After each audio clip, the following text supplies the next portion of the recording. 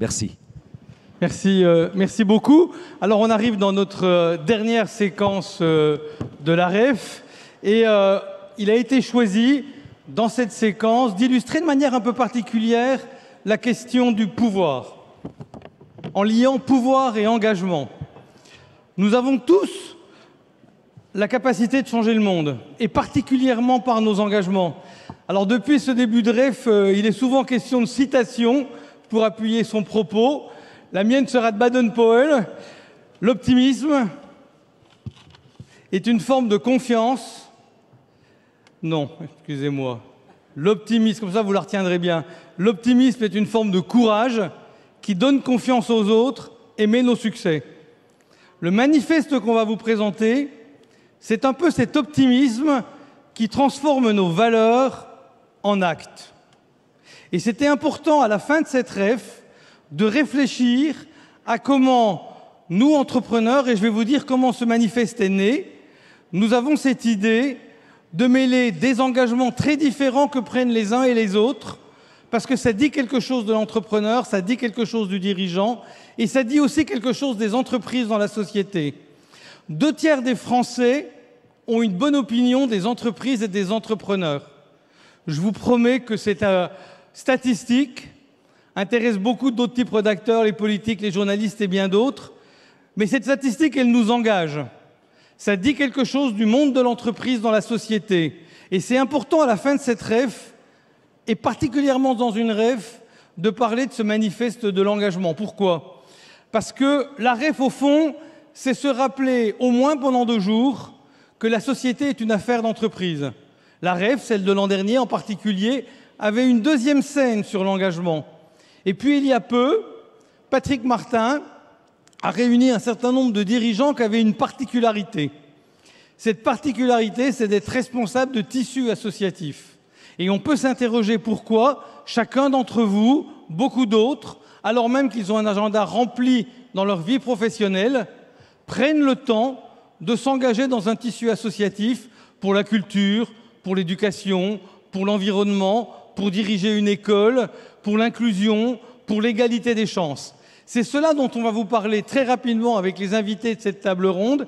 Et puis après, on donnera la parole à Patrick Martin pour nous dire tout le sens de ce manifeste, le pouvoir de l'engagement et l'avant-garde des signataires, ces acteurs qui ont eux-mêmes un engagement et qui poussent leur entreprise dans ces logiques-là, viendra nous rejoindre pour tous ensemble aller plus loin.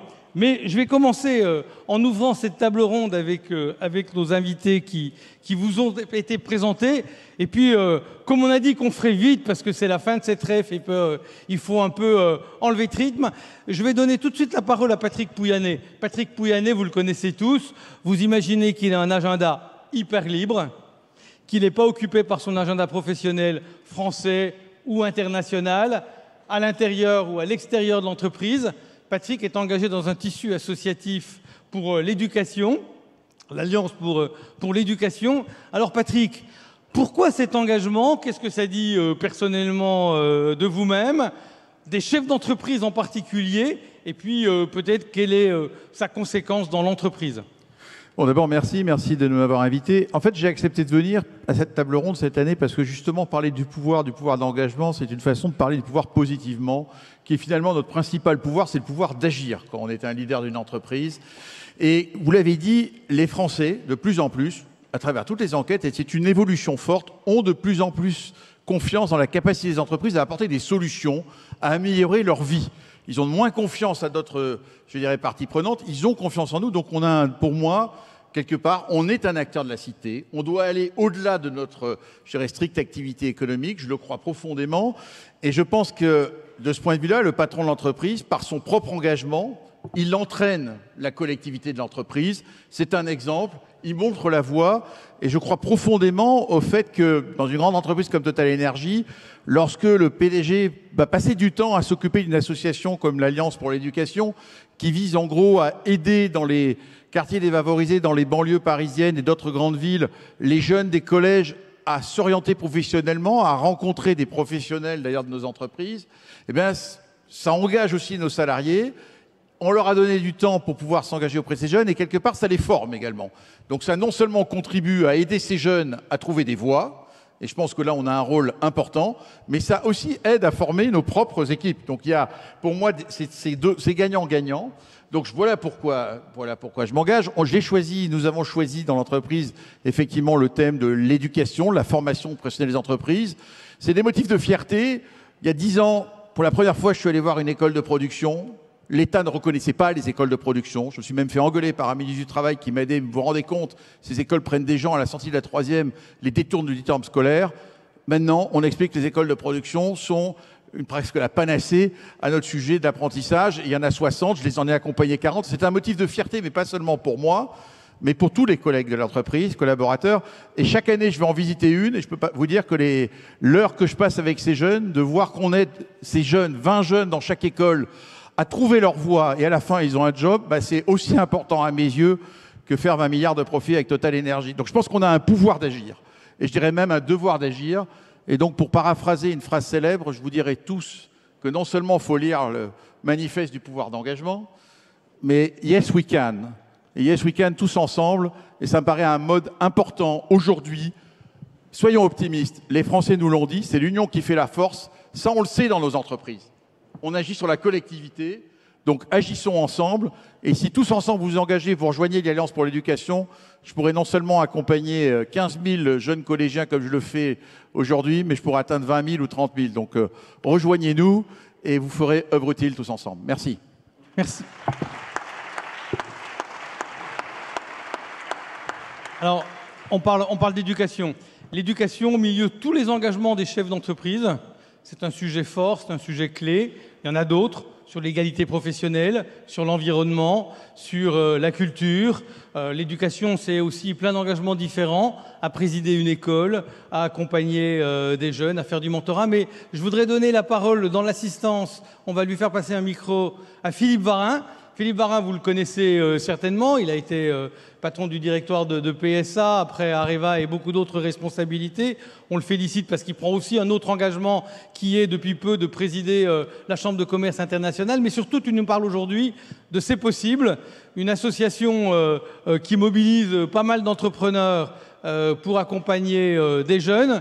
Et donc, c'est aussi un appel, c'est une manière comme une autre, dans ce propos, d'avoir à la fois des messages qui fondent l'engagement et puis quelques points d'application. C'est possible en est un. Philippe.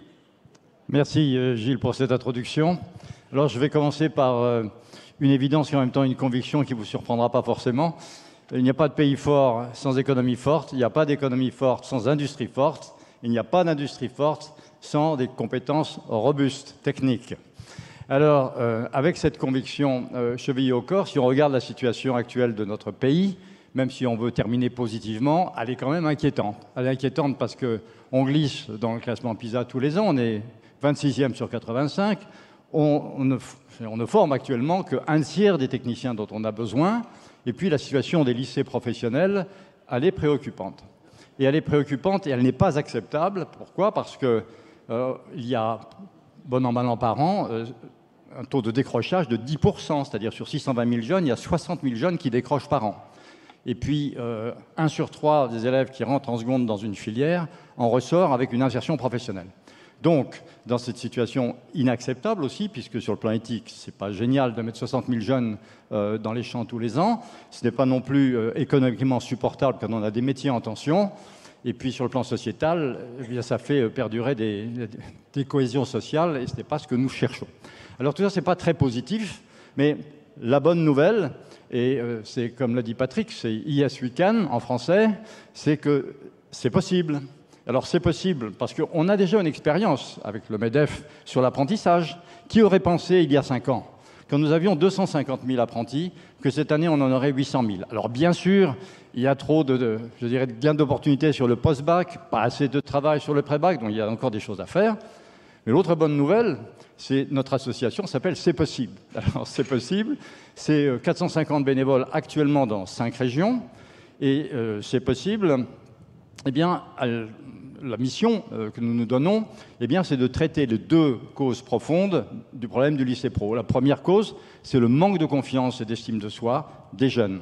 Puis la deuxième cause, eh bien, c'est qu'il y a quand même très souvent un fossé entre le lycée pro et l'entreprise, et de ce lycée se nourrissent beaucoup de préjugés. Donc nous essayons de traiter ces deux causes. La première, avec du mentorat, on a 400 binômes actuellement, l'année dernière, et puis, dans la société individuelle, c'est 1 heure par semaine dans le lycée pendant 8 mois, donc c'est très très prenant. Et puis, avec nos rôles modèles, eh bien, nous avons animé 900 sessions repères l'année dernière, c'est-à-dire 18 000, pratiquement 20 000 jeunes, pour les exposer au code de la société, pour qu'ils se sentent en confiance sur les valeurs, sur la culture et sur les codes de l'entreprise. Donc ça, c'est la première cause. Et puis la deuxième cause, eh bien, c'est justement le fossé dont je parlais entre le lycée et l'entreprise. Alors là, il n'y a pas 36 solutions. Quand il y a un fossé, eh bien, il faut creuser, il faut combler le fossé. Alors, tu as besoin de quoi, Philippe? En 1 minute, tu as besoin de quoi? Bah écoute, ça y est, j'ai terminé. Voilà. Il faut une proximité dans les réseaux de proximité d'entreprise. Et cette proximité, ça suppose qu'effectivement, sur le terrain, au droit de chaque lycée, on crée des associations d'entreprises qui sont partantes pour soutenir le lycée dans la durée, sur les stages, sur les échanges avec les professeurs, sur je dirais, toutes les formules possibles pour aider les équipes pédagogiques. Voilà notre ambition. Grâce à vous tous ici, je me retourne vers vous, j'ai le droit, parce que, eh bien, il est important que vous signiez notre engagement, d'une part, et puis que vous rejoigniez, c'est possible. Nous avons besoin d'aide pour tous ces réseaux de proximité, pour nos mentors, pour nos rôles modèles d'ateliers repères. Et pour cela, retenez contact, c'est possible en un seul mot, -asso.fr. Voilà. Parfait. Merci beaucoup à tous et à toutes. Merci beaucoup, Philippe.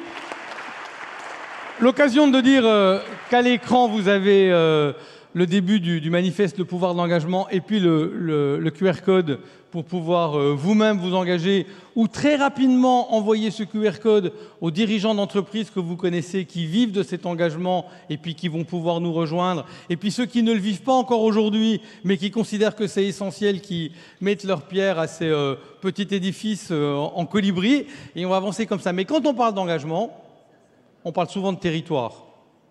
Et la vie de l'entreprise, c'est d'être ancrée dans les territoires où elle est. Donc ça nous paraissait très important de donner la parole à cette réalité territoriale du monde de l'entreprise. C'est pour ça qu'à côté de moi, j'ai Pascale Sebil, qui, depuis qu'elle a repris son entreprise Otexia dans le département de l'Aisne, est aussi animatrice de la réalité économique locale. Elle est aussi très mobilisée sur la question du logement social. Pour toi, Pascal, comment tu vois cette mobilisation des chefs d'entreprise sur un territoire comme l'Aisne? Qu'est-ce que ça dit? Qu'est-ce que ça dit aussi de cette relation dont parlait Patrick Pouyanné entre les citoyens et les entreprises? Et puis peut-être à titre personnel, en as-tu profité? Et qu'est-ce que tu veux nous dire de cette réalité et de ce qu'elle apporte à tes yeux en cohérence avec ce manifeste qu'on va signer tous ensemble? Donc, écoutez, pour moi, le côté moteur de l'engagement, c'est la passion de contribuer à la réussite de nos entreprises sur notre territoire. Et qui dit réussite de nos entreprises, ça retombe sur l'intérêt général. Et pour nos territoires dits relativement défavorisés, on a un gros point. Il faut retenir et attirer les talents ou les jeunes, qu'ils puissent entrer dans nos entreprises, et qu'il faut que nos entreprises aient bien sûr des emplois à leur offrir. Et qui dit emploi dit logement, parce que sans emploi, il n'y a pas de logement. Donc ça me semble logique que nos entreprises et qu'on se mobilise tous pour développer nos ESH, le logement sur nos territoires. Et au niveau du sens de l'engagement, mon entreprise existe depuis 1909 et donc si elle a pu perdurer aussi longtemps, c'est parce qu'elle est ancrée dans son territoire avec les entreprises qui travaillent avec nous. Et je pense que nos collaborateurs travaillent aussi et ils sont conscients, ils savent qu'on travaille tous ensemble à améliorer les conditions de travail de tous et donc du logement. Et au niveau dans ma propre histoire, je dirais qu'il y a 2 points. Il y a une tradition familiale. Mon grand-père avait créé une entreprise entre les 2 guerres du siècle passé. Et cette entreprise, au retour des camps de prisonniers, tous ses compagnons d'infortune savaient qu'ils pouvaient venir dans cette société, se présenter, trouver du travail en attendant de refaire leur vie. C'était le premier point. Et puis, sur un plan plutôt personnel, j'ai repris une entreprise industrielle dans la métallurgie. Vous vous doutez qu'une femme jeune, c'est pas évident, avec un développement à l'international. Et j'ai eu la chance de rencontrer les belles personnes, les bonnes personnes qui m'ont soutenue quand j'avais des problèmes au bon moment et au bon endroit. Et donc, ça me semble logique de rendre tout ce que j'ai reçu et de soutenir et d'entraîner, du moins de pousser nos entreprises et nos collaborateurs à réussir à vivre dans leur territoire. Merci Pascal.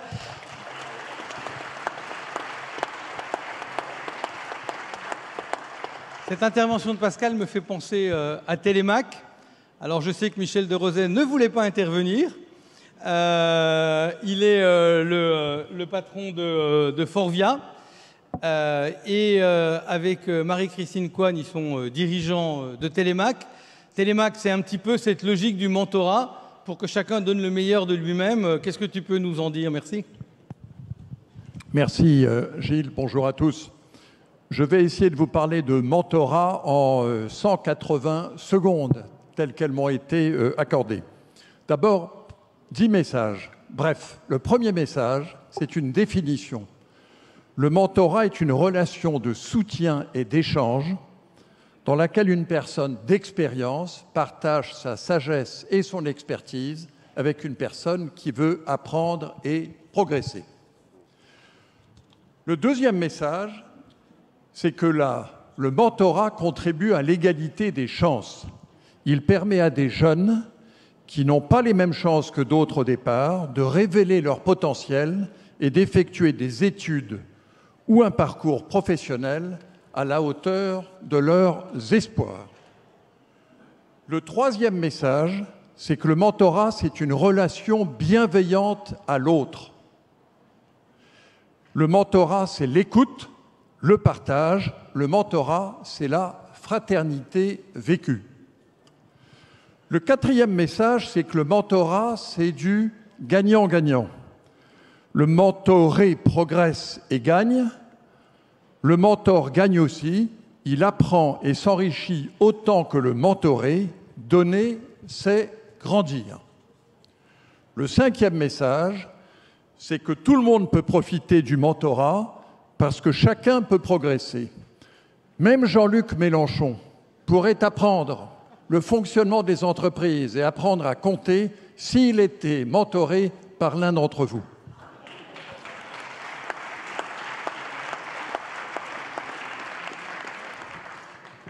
Il fallait le dire quand même. Hein ?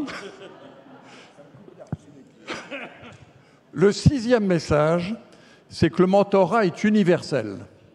Il ne connaît pas les barrières de classe, de race, de genre, de nationalité, d'âge. Le mentorat, c'est un nouvel espoir pour tous.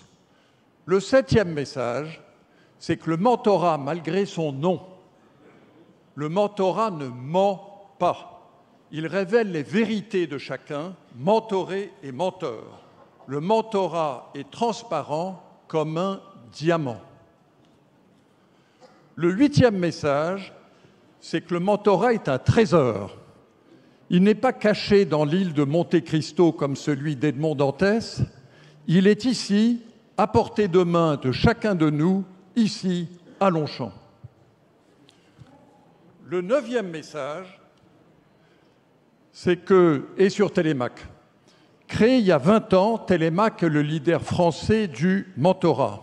Nous accompagnons 2000 jeunes par an avec un double mentorat, d'une part un salarié d'entreprise et d'autre part un enseignant. Et cela pendant 6 ans. C'est donc un long voyage. Nous rassemblons ainsi 3 mondes, l'entreprise, l'école et les jeunes. Et nous construisons avec eux un monde meilleur, un avenir meilleur pour les jeunes. dernier message, c'est que nous sommes ambitieux, puisque nous voulons doubler d'ici 2028 le nombre de jeunes mentorés à 4000, sans compromis sur la qualité et l'excellence de notre accompagnement. Rejoignez-nous, ceux qui ne l'ont pas déjà fait. Un certain nombre d'entreprises, dont Total Energy, sont déjà nos partenaires. Ceux qui ne sont pas encore avec nous, rejoignez-nous. Merci beaucoup.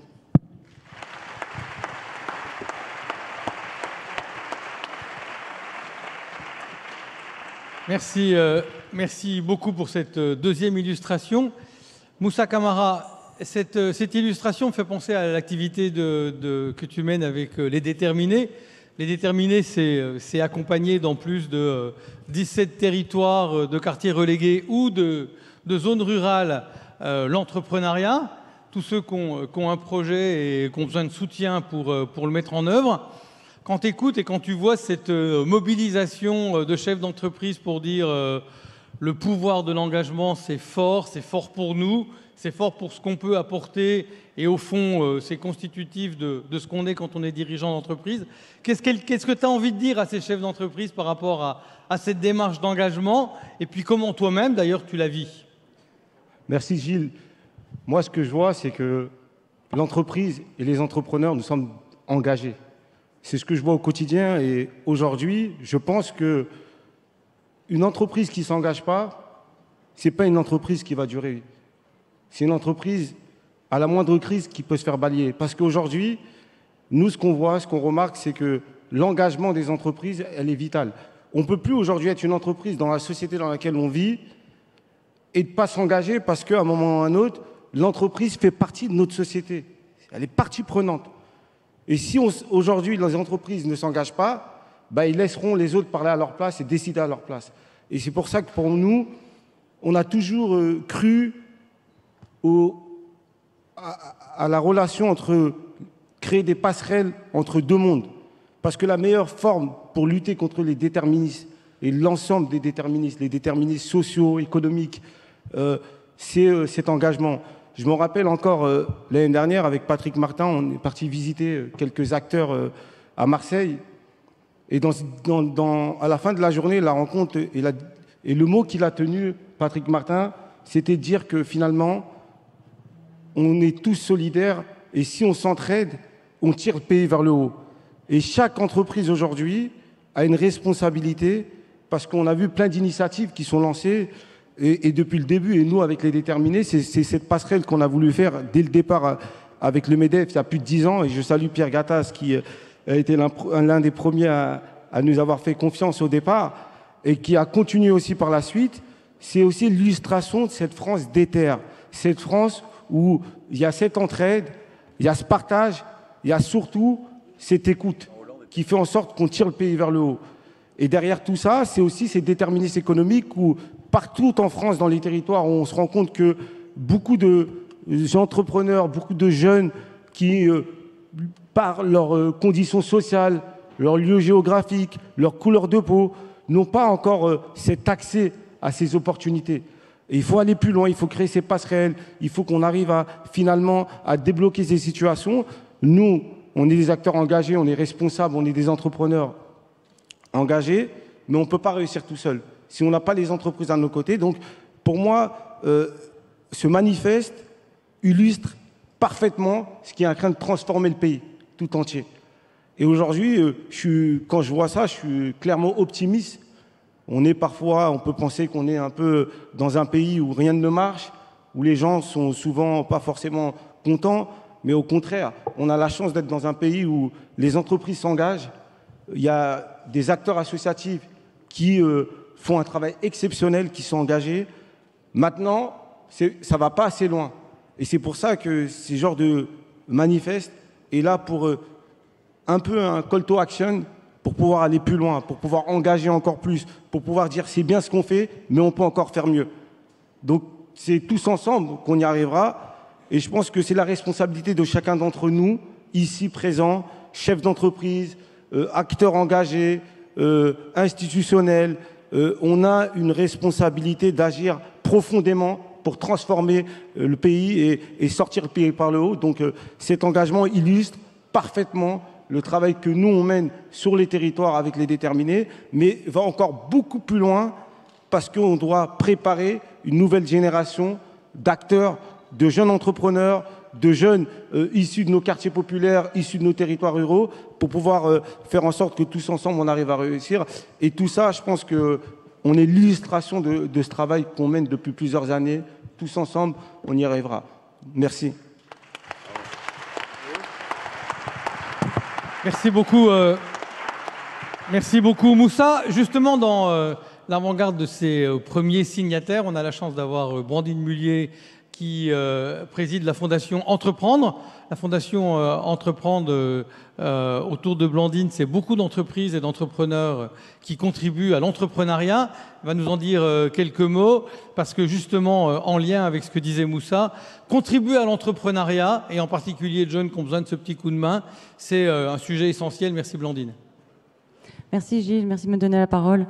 Oui, effectivement, la Fondation Entreprendre, qui a 15 ans, accompagne une trentaine d'associations tous les ans sur le thème de l'entrepreneuriat, avec une volonté profonde, c'est de s'attaquer à l'inégalité entrepreneuriale dans tous les territoires et pour toutes les personnes. Qui que tu sois, où que tu habites, l'entrepreneuriat doit venir à toi.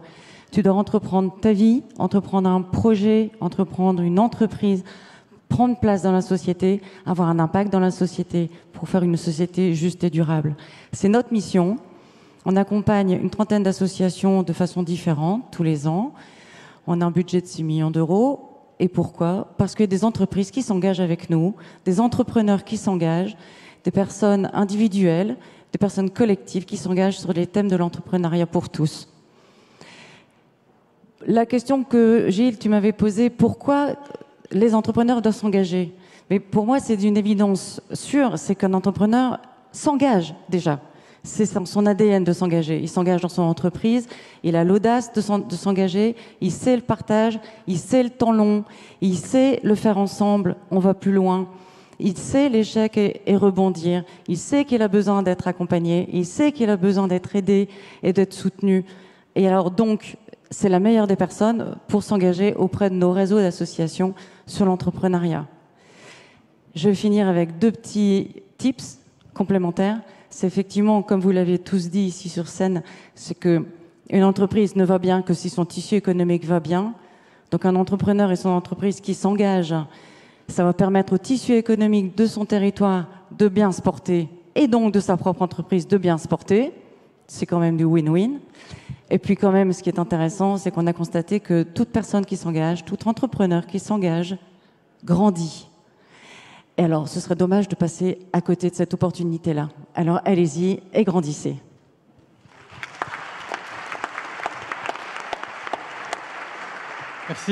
Merci beaucoup. C'est intéressant, ça me fait penser, on a chacun un mentor. Moi, le mien s'appelle Henri Lachmann.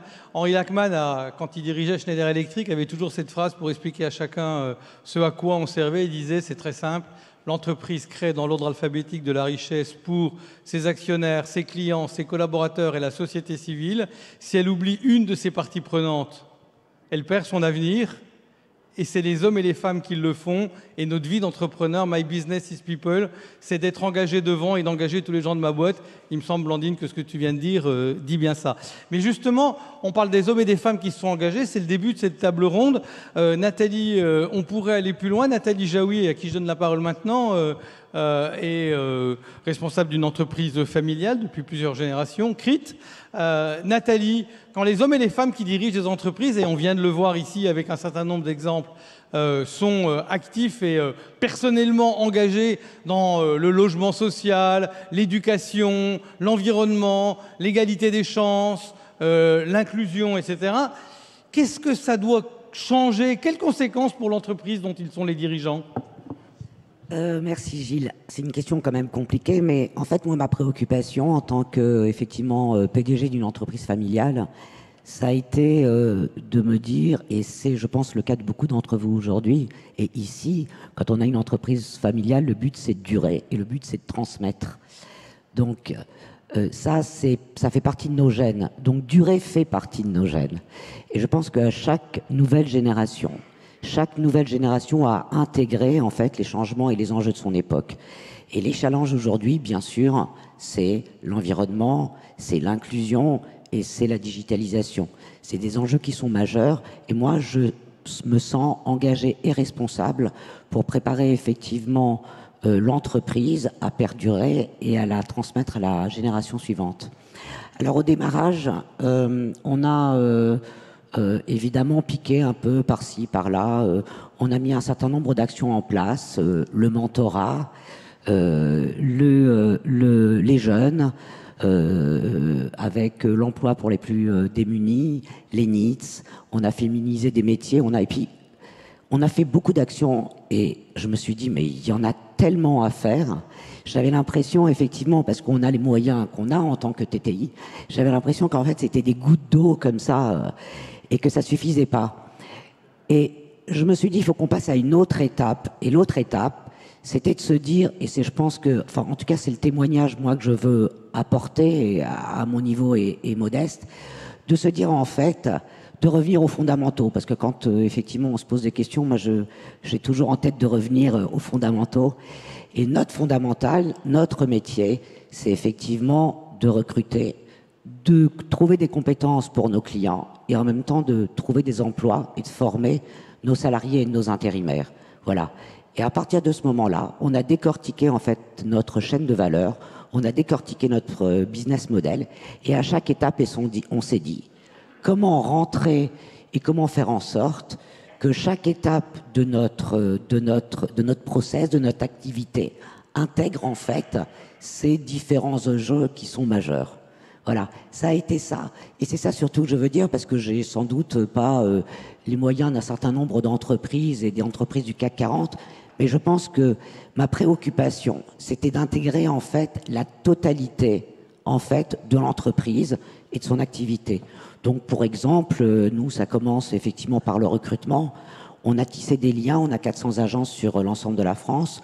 Donc, l'idée, c'était d'aller effectivement pour faire du recrutement non discriminant, pour pouvoir donner sa chance au plus grand nombre pour être dans l'inclusion, de se dire quelles sont les associations qui travaillent aujourd'hui, quelles sont celles qui font ce travail remarquable d'accompagnement des compétences, comment est-ce qu'on peut tisser des liens avec eux, avec les associations, avec les missions locales, avec les Cap Emploi, pour les travailleurs en situation de handicap, pour effectivement ouvrir déjà, dès le départ, le champ des possibles. Et puis voilà, sur chaque processus, on a travaillé comme ça, que ce soit pour la santé au travail, que ce soit pour la sécurité de nos intérimaires, etc. Et nous avons avancé pas à pas. Et c'est comme ça qu'on a réussi, effectivement, je pense, à s'inscrire dans une démarche en fait, et une croissance durable. Alors maintenant, on n'est pas au bout du chemin, bien évidemment, mais je pense qu'une entreprise, elle doit s'adapter, et je pense que ça se construit au fur et à mesure. Et moi, si je peux donner, témoigner et peut-être un petit conseil, parce que on est tous archi convaincus que c'est ce qu'il faut qu'on fasse. Mais en fait, la difficulté, c'est bien quand même de se dire comment. Alors bon, on commence par des petits pas, et puis à un moment donné, on englobe la totalité. Et on arrive effectivement à ce que l'ensemble du personnel, des salariés, soit concerné et qu'on travaille tous dans le même sens. Et je pense que ça apporte pas mal de satisfaction. Alors merci.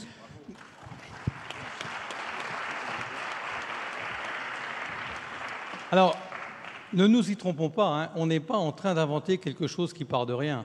Beaucoup d'entreprises sont membres des entreprises s'engagent. D'ailleurs, le MEDEF a signé avec Patrick Martin une convention avec les entreprises s'engagent et Thibaut Gulli était là hier. On a signé une convention avec le collectif Mentorat pour pouvoir soutenir tout ça. On vous montre des expériences qui existent. Je crois que l'enjeu du manifeste Le pouvoir de l'engagement, lié avec cette ref et ce thème du pouvoir, c'est bien de dire que ce n'est pas une petite cerise sur le gâteau de quelques entrepreneurs qui voudraient s'amuser à faire quelque chose en plus de leur activité professionnelle. C'est une manière de dire que dans la réalité d'un dirigeant d'entreprise, ouvrir la fenêtre sur la société, s'y engager, immobiliser les gens de l'entreprise, ça change à la fois la manière de manager et de comprendre la société et peut-être son devenir, et puis à la fois l'image que les gens ont des entreprises et leur capacité d'être des acteurs ferments positif du bien commun. C'est de ça dont il est question maintenant et que l'on veut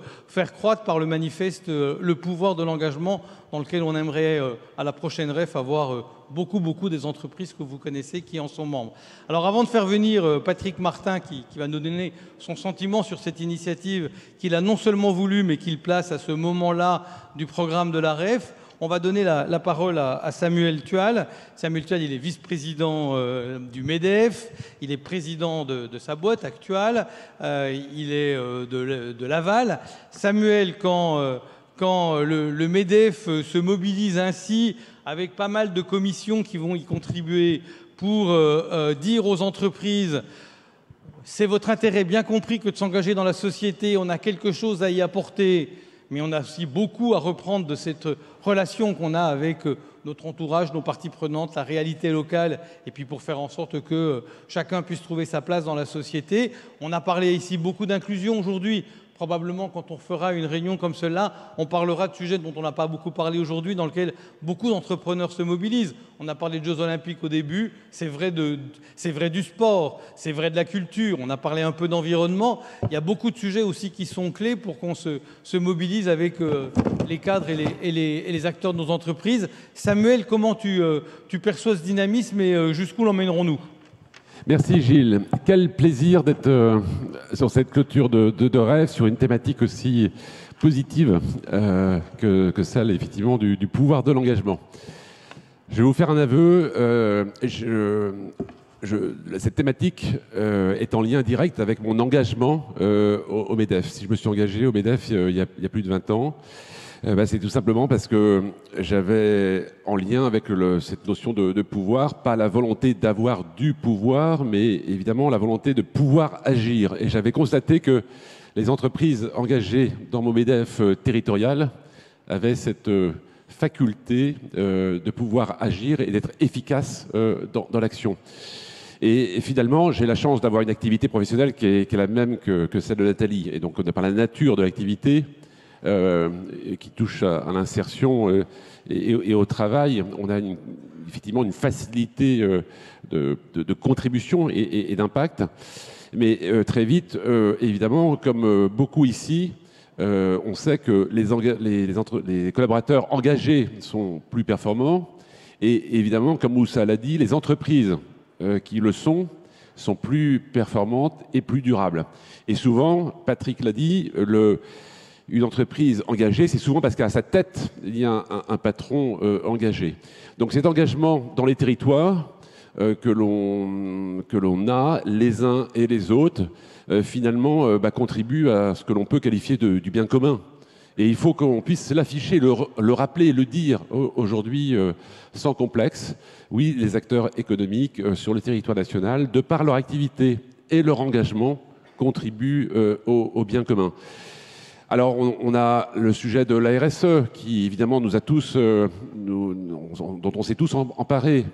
Mais on découvre aujourd'hui qu'on peut aller un peu plus loin que cette dimension RSE avec une responsabilité sociale et sociétale et économique et environnementale. Le RSS 2E, c'est un clin d'œil pour ceux qui portent aussi cette cause. Et donc, pour le coup, ce que je voulais vous dire aujourd'hui, c'est que, et pour conclure et être très court, c'est que l'engagement, le pouvoir de l'engagement, c'est aussi une question d'efficacité dans l'action portée par chacun.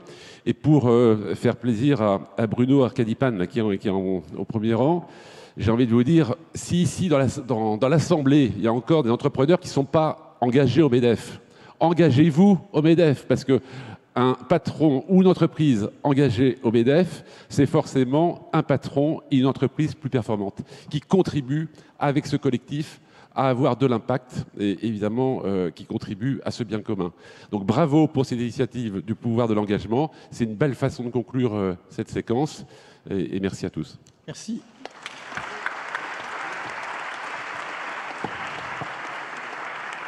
Merci Samuel. Vous l'aurez compris, on a commencé cette démarche suite à cette initiative dans laquelle Patrick Martin avait réuni un certain nombre de dirigeants d'entreprises, eux-mêmes dirigeants de tissus associatifs dans des enjeux forts. Et on s'est dit qu'il fallait aller plus loin et que ça avait du sens. Ça avait du sens pour tous ceux qui ont cet engagement personnel en plus de l'engagement de mobiliser dans la RSE leur entreprise. Ça avait du sens de ceux qui ne l'ont pas encore parce que en nous rejoignant, ça sera le bon moyen pour qu'ils l'aient aussi et qu'ils en vivent beaucoup.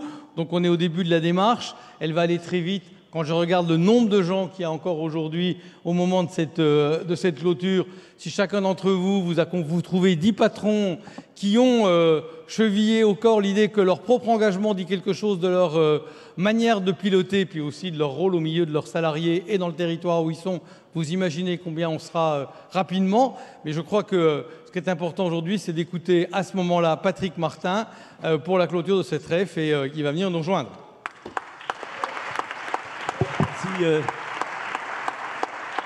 Merci Gilles. Patrick, au moment de nous parler d'engagement, et pendant que Patrick va nous parler d'engagement, avec Gilles et tous les invités, pendant qu'on se met en centre-scène, on va accueillir tous les autres engagés qui sont venus pour la photo. Cher Patrick, on peut se mettre ici pendant que tout le monde nous rejoint. On te dit un mot de l'engagement et ensuite on fera un petit mot de conclusion. Venez celles et ceux engageux. Ouais, on les fait monter avec nous. Venez pour la photo, les engagés qui viennent pour cette séquence finale autour de tous les intervenants. Applaudissez-les très fort. Ils sont la belle image de l'engagement au quotidien en tant que dirigeante, dirigeant, en tant qu'entrepreneur. Et au nom du MEDEF, bien sûr, autour de Patrick. Allez-y, allez-y, je vous en prie. Allez-y, mesdames et messieurs. Mettez-vous derrière, on laisse les grands derrière, s'il vous plaît.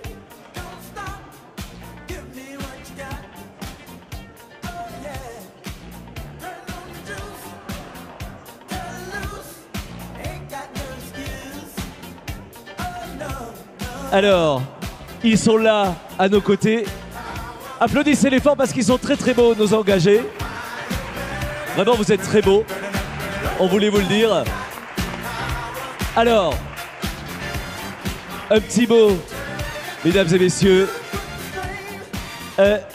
Excusez-moi, monsieur Le Tartre, on va demander un peu de silence sur la scène, s'il vous plaît. D'abord, un petit mot, cher Patrick, sur cette question de l'engagement. Ça te tient à cœur. C'est magnifiquement incarné sur cette scène et dans ton mandat. Je vais commencer, merci Nicolas.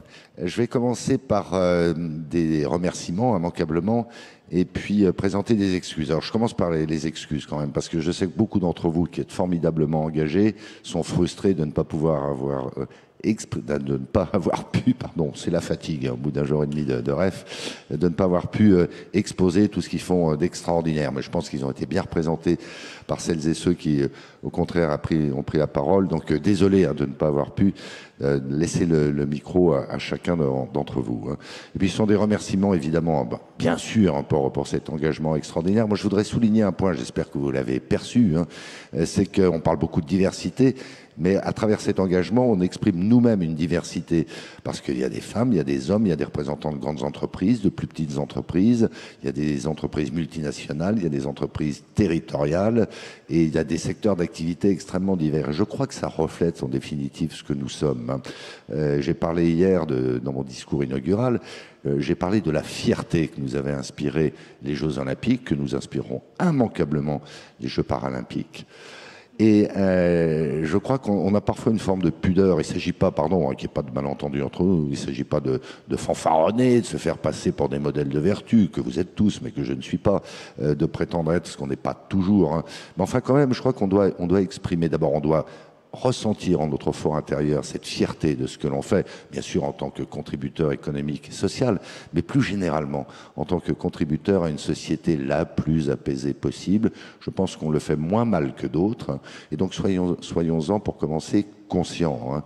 Et puis quand même le porter autour de nous, le faire savoir à nouveau, j'insiste beaucoup là-dessus, sans ostentation, sans arrogance, surtout pas, parce que d'abord ce sont des matières qui ne se prêtent pas à l'ostentation et à l'arrogance, mais parce que c'est l'occasion de renforcer, je crois que c'est Patrick Pouyanné qui a dit ça tout à l'heure, de renforcer ce sentiment diffus, mais finalement assez massif, qu'ont nos concitoyens du rôle de l'entreprise, de la confiance qu'on peut placer dans dans l'entreprise.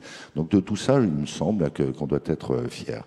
Et puis, je finis simplement en disant qu'effectivement, le thème de cette REF étant le pouvoir, alors bien souvent, dans l'imaginaire collectif, dans beaucoup d'expressions, le pouvoir, ça a une connotation négative. Hein.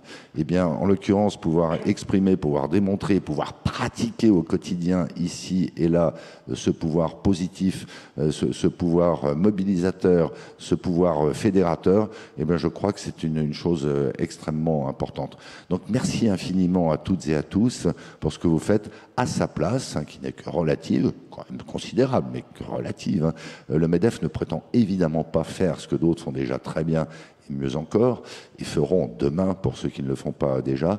Mais c'est l'initiative qu'on avait prise avec le jeune Gilles Vermaux-Desroches. Je ne sais pas si vous le connaissez, ce garçon. Enfin, généralement, il est intarissable, pire que moi. C'est l'initiative qu'on avait prise il y a quelques semaines, hein, de réunir un premier... Philippe est pas mal. Ensuite, je suis très prudent devant des ingénieurs de formation et de très très haut niveau, mais enfin Philippe vient de nous inventer un nouveau concept, la dilatation du temps. J'étais pétri d'admiration pour toi, alors là, je le suis définitivement. Et je suis en train de pratiquer la dilatation du temps. Et donc, du coup, je ne sais plus ce que je voulais dire. Si, voilà. Donc, il faut que cette vague se prolonge, s'amplifie, devienne plus puissante et que le pouvoir des bienfaits que l'on apporte à la société, eh bien, devienne chaque jour, pour chacun d'entre nous, un peu plus une évidence. Qu'on soit aussi nombreux pour cette scène finale, pour moi, c'est un signal très fort de ce pouvoir de vouloir bien faire. Un très joli signe. Merci Patrick de ces quelques mots. On fait les merci finaux. Conclusion, merci finale aux équipes. Cher Patrick, on va rester dans cette famille d'engagés sur cette scène, mais juste pour clore ensemble, la conclusion, c'est l'occasion de se dire qu'on a passé 2 journées incroyables ensemble. Grâce à toi, grâce à des équipes juste incroyables, grâce à celles et ceux qui t'accompagnent et qui ont permis de parler de tout cela de manière un peu détendue, dans une bulle incroyable. Certains diront peut-être que le fait que cette année nous soyons dans une bulle politique a peut-être servi la chose, mais nous avons vécu un moment si particulier. Quelques mots de satisfaction pour clore cette REF. Bon, pas d'auto-satisfaction, parce que ça n'est pas à moi de le faire, ça ne serait pas mérité de m'auto-satisfaire. Non, je vais vous dire d'abord une forme de soulagement, parce que Dieu sait si j'ai apprécié, je crois qu'on a tous apprécié, on a tous été envoûtés par la cérémonie d'ouverture des Jeux Olympiques, mais pour certains, nombreux parmi nous qui se sont fait rincer pendant 3h30, une fois de plus, à la REF, nous avons eu beau temps. C'est ça le pouvoir suprême du MEDEF. La météo. Et puis, bon, chacun évidemment s'est fait son idée, son appréciation hein, du déroulement, bien sûr, du contenu des débats, hein, pour ma part. Et je m'exclus évidemment de ce commentaire, une fois de plus. Hein. Moi, j'ai été vraiment très intéressé, passionné, hein, fasciné même parfois par des interventions.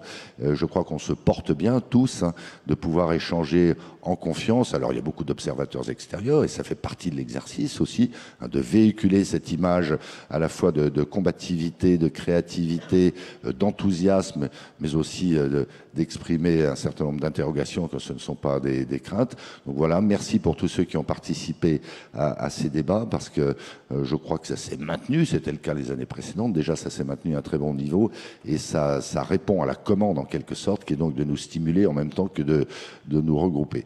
Et puis bien évidemment des d'immenses remerciements. Je commence par toi, hein, Nicolas, qui commence à être un ancien dans le panorama. Hein. Désolé. Oui. Merci Patrick. Alors, c'est beaucoup plus facile de remercier l'animateur en début, parce qu'on se dit il va être plutôt tolérant, bienveillant. Je le fais à la fin, donc tu vois, je ne t'ai pas acheté. Mais c'est l'occasion, puisqu'on parle d'engagement, on parle de bienveillance, de signaler à qui ne le saurait pas que Nicolas, avec un dévouement, avec une pêche, hein, si tu me permets, extraordinaire, de manière exemplaire. Moi, ça m'inspire, hein, ce que tu fais, est à la tête d'une association qui elle-même fait des choses extraordinaire, tu le diras peut-être à ceux qui veulent le savoir et qui ne le sauraient pas. Puis bien sûr, immense remerciement à nos équipes, parce que chacun ne le mesure pas, enfin à part ceux nombreux parmi nous quand même, qui pratiquent ce genre d'exercice. Vous imaginez bien qu'à cette échelle, avec le standard qualitatif que l'on souhaite avoir à tous égards, sur le plan de la logistique, mais également sur le plan intellectuel de cette manifestation, ça ne se fait pas d'un claquement de doigts. On a toute une équipe qui, dès d'ailleurs lundi prochain, va commencer à travailler sur la REF 2025 pour commencer sur la météo. Voilà, donc un immense merci à toutes celles et ceux dans nos équipes qui ont contribué, je crois pouvoir le dire.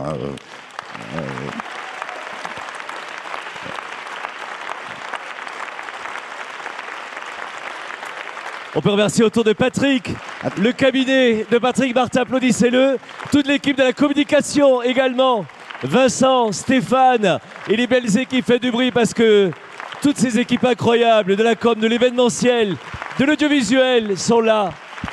Les belles équipes de la sécurité aussi. Toutes les directions du MEDEF sont mobilisées. Bravo à chacune et à chacun. Voilà, et puis je finis sur une note un peu plus politique, puisque donc nous avons travaillé, nous nous sommes interrogés pendant ces 2 jours sur le pouvoir, sur les pouvoirs. Je ne sais pas si de près ou de loin nous avons influencé une décision qui a été prise hier soir, mais après tout le mal que j'avais dit d'une certaine formation politique et de son programme, je vous invite à regarder la caricature en une de l'opinion. On prête là aussi au président du MEDEF une influence sur le président de la République. Je vous rassure, c'est totalement faux. Je ne sais pas si c'est heureux ou malheureux. Merci infiniment à tous. Et mesdames et messieurs, à la tête de cette équipe de France olympique des entrepreneurs, le porte-drapeau Patrick Martin, s'il vous plaît.